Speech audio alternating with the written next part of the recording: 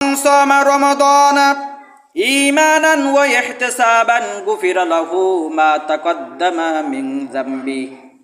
রাসূল আরবি সাল্লাল্লাহু আলাইহি ওয়াসাল্লাম বলেছেন যে রমজান মাসে সওয়াবের আশায়, ঈমানের সাথে সওয়াবের আশায় রোজা রাখলো, আল্লাহ রাব্বুল আলামিন তার পূর্বের সমস্ত গুনাহগুলো মাফ করে দিবেন। সুতরাং আমরা যে গুনাহ করি না সেই 11 মাস, এমন গ্যারান্টি কেউ দিতে পারবে? হ্যাঁ, কত গুনাহ হয়ে গেছে। সুতরাং গুনাহ থেকে বাঁচতে হবে, গুনাহ থেকে বাঁচতে হবে, তাহলে জাহান্নামের আগুন আমার আপনার ছাড়বে না।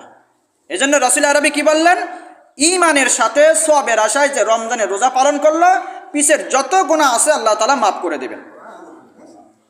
সুতরাং আমরা নিজেরা রোজা রাখবো, আমার ফ্যামিলিতে যাদের উপর রোজা ফরজ হয়েছে সবাইকে রোজা রাখার জন্য আহ্বান করব।